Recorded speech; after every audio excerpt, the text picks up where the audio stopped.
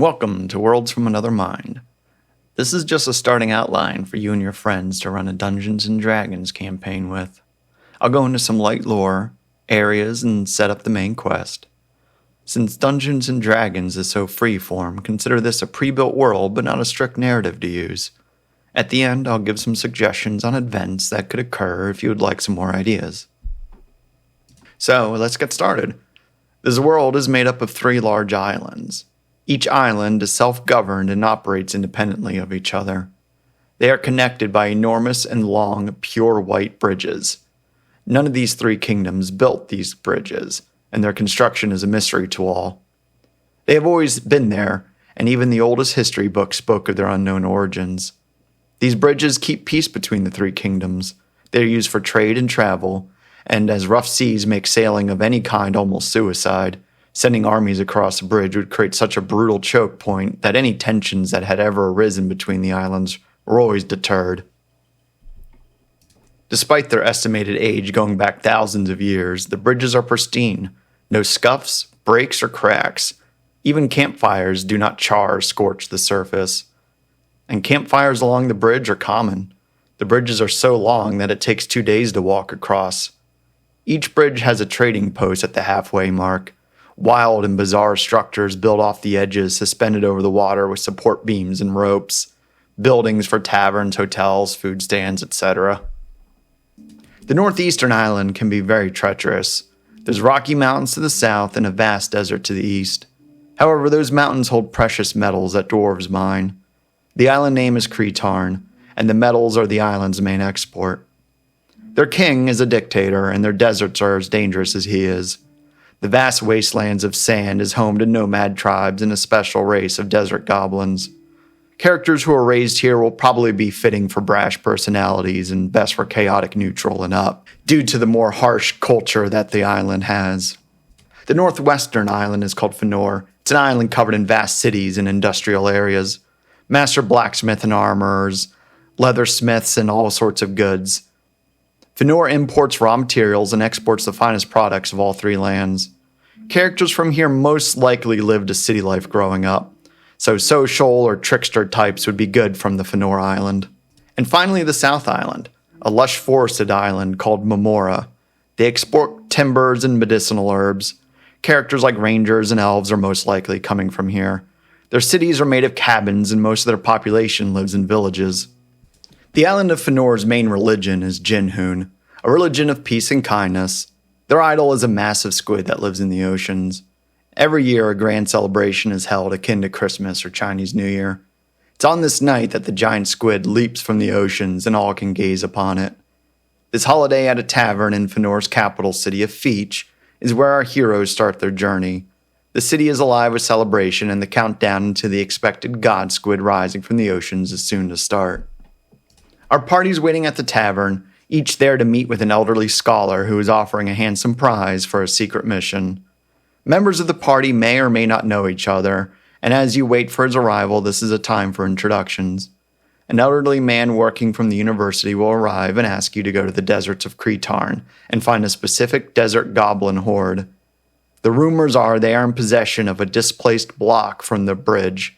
An event like this has never happened, as the bridge has never come apart in any way. The party is asked to confirm if the rumors are true, and if they are, bring the stone back to him and a payment will be given. He warns you, though, other parties may also be searching for this rumored block. Outside the tavern, the city streets are packed with merchants, zealots, and celebrations. From here, the party can go where they wish, really. However, a key event is when near the water, they will need to see the god squid emerge and leap from the oceans. It's a massive animal. You can do a perception check, and if anyone passes, they will see that it's missing 3 tentacles. Preparing for the trip across the bridges should be known by the players, as it would be common knowledge to be ready with food and other supplies for the multi-day trips across. Once the party does arrive in Cretarn, a group of special operatives of the kingdom will approach them, asking them to bring them the stone block, if it's found. They will claim to pay you better, but their intentions of it are refused to be told. As the party searches the deserts for the desert goblins, when they are found, they will discover they do in fact have a brick from the bridge. From here, the party must decide to bring the brick to the Cretarns or back to the scholars in Feech. If the party decides to bring the stone to the Cretarns, they will be instructed by the special operatives to deliver the stone directly to the king. When arriving, the king will perform a ceremony to summon the god squid, where they will beach it and kill it. This is when they reveal the god squid sacrificed its 3 tentacles thousands of years ago to construct the bridges. This is considered the bad end. The Cretarn king will harvest the god squid and be able to construct with it castles and walls at their bridges that are impossible to destroy, guaranteeing that they cannot be invaded when they start a war. If the party decides to return the brick back to the scholar, they will also reveal the god squid constructed the bridges of its own body. The northern part of the island, the scholars and the other religious priests of the Jinhun religion will summon the god squid, and it will attach to the island of Finor, and then it sacrifices itself once again to turn into a massive temple and an extension of the city for its followers. This would be considered the good end. Either of these endings will complete the quest. I will provide some ideas for events and a little more background in the areas to help form more adventures depending on where the party goes. If traveling through Memora, the party can find a failing farm. The farmer there will ask for help bringing water for his crops from a special spring that he thinks will revive them. However, he cannot get it himself due to a group of bullywugs. Returning a barrel of the water, the farmer will provide a reward, a weapon or an item of value to the party.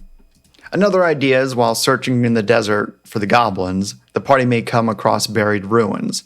If explored, they will become trapped inside. Ghosts of the ancient civilization will haunt the party inside. They can find a tomb and the queen's spirit will appear, giving a chance to escape if one of the party members will take her skull with them to the surface, so she can see the new world. If the skull is taken, the party member in possession of her skull will hear her comments and will give a -1 to charisma due to the distraction, but a +1 to dexterity due to her advice in combat. If the party refuses, they can fight the ancient corpse for escape. If the party goes south in Cretarn into the mountains, they can meet the dwarven miners there. They can also meet a runt dwarf who wants to be a better miner. He can request training from the party member with the greatest strength. If they're able to improve his mining skills through some checks, he will provide a war pickaxe as a prize. I hope this outline gave you some ideas and inspiration. I kept it vague for a reason, as Dungeons & Dragons should be fluid and change as the party makes decisions and events happen. So thank you for watching, and feel free to leave your own ideas in the comments for others to see and use. Good luck!